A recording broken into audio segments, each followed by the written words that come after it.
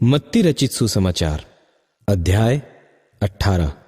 उसी घड़ी चेले यीशु के पास आकर पूछने लगे कि स्वर्ग के राज्य में बड़ा कौन है।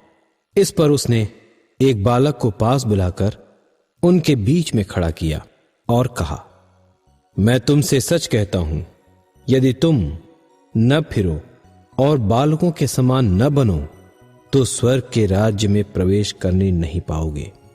जो कोई अपने आप को इस बालक के समान छोटा करेगा वह स्वर्ग के राज्य में बड़ा होगा, और जो कोई मेरे नाम से एक ऐसे बालक को ग्रहण करता है वह मुझे ग्रहण करता है।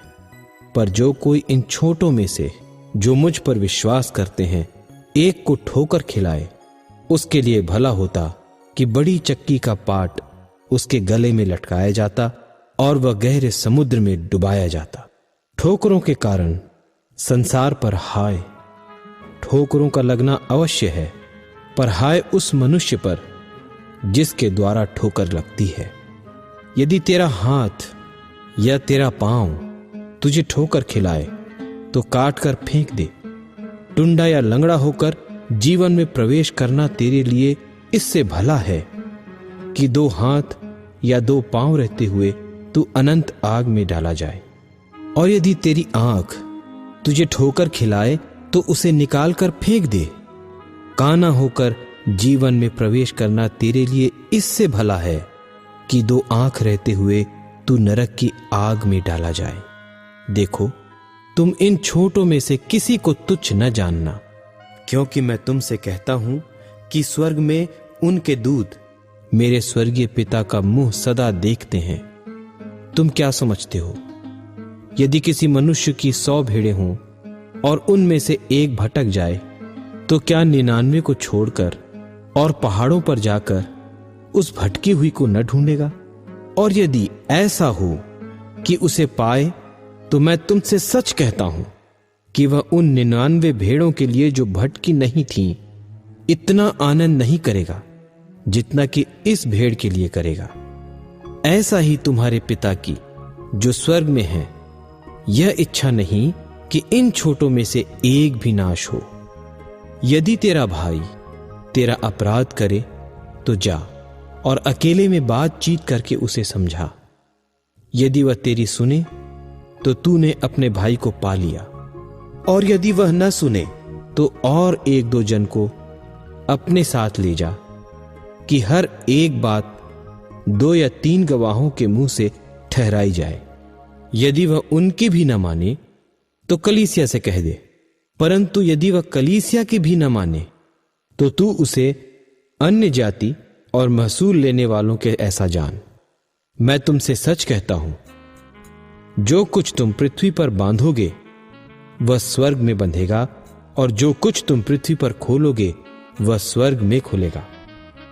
फिर मैं तुमसे कहता हूं, यदि तुम में से 2 जन पृथ्वी पर किसी बात के लिए जिसे वे मांगे एक मन के हों तो वह मेरे पिता की ओर से जो स्वर्ग में है उनके लिए हो जाएगी। क्योंकि जहां 2 या 3 मेरे नाम पर इकट्ठे होते हैं वहां मैं उनके बीच में होता हूं। तब पतरस ने पास आकर उससे कहा, हे प्रभु, यदि मेरा भाई अपराध करता रहे तो मैं कितनी बार उसे क्षमा करूं? क्या 7 बार तक? यीशु ने उससे कहा, मैं तुझसे यह नहीं कहता कि 7 बार, वरन 7 बार के 70 गुने तक। इसलिए स्वर्ग का राज्य उस राजा के समान है जिसने अपने दासों से लेखा लेना चाहा। जब वह लेखा लेने लगा तो एक जन उसके सामने लाया गया जो 10,000 तोड़े धारता था, जबकि चुकाने को उसके पास कुछ न था। तो उसके स्वामी ने कहा कि यह और इसकी पत्नी और लड़के वाले और जो कुछ इसका है सब बेचा जाए और वह कर्ज चुका दिया जाए। इस पर उस दास ने गिरकर उसे प्रणाम किया और कहा, हे स्वामी, धीरज धर, मैं सब कुछ भर दूंगा। तब उस दास के स्वामी ने तरस खाकर उसे छोड़ दिया। और उसका धार क्षमा किया। परंतु जब वह दास बाहर निकला तो उसके संगी दासों में से एक उसको मिला जो उसके 100 दिनार धारता था। उसने उसे पकड़कर उसका गला घोंटा और कहा, जो कुछ तू धारता है भर दे। इस पर उसका संगी दास गिरकर उससे विनती करने लगा कि धीरज धर, मैं सब भर दूंगा। उसने न माना, परंतु जाकर उसे बंदी गृह में डाल दिया कि जब तक कर्ज को भर न दे तब तक वहीं रहे। उसके संगी दास यह जो हुआ था देखकर बहुत उदास हुए और जाकर अपने स्वामी को पूरा हाल बता दिया। तब उसके स्वामी ने उसको बुलाकर उससे कहा, हे दुष्ट दास, तूने जो मुझसे विनती की तो मैंने तो तेरा पूरा कर्ज क्षमा किया। सो जैसा मैंने तुझ पर दया की वैसे ही क्या तुझे भी अपने संगी दास पर दया करना नहीं चाहिए था? और उसके स्वामी ने क्रोध में आकर उसे दंड देने वालों के हाथ में सौंप दिया कि जब तक वह सब कर्जा भर न दे तब तक उनके हाथ में रहे।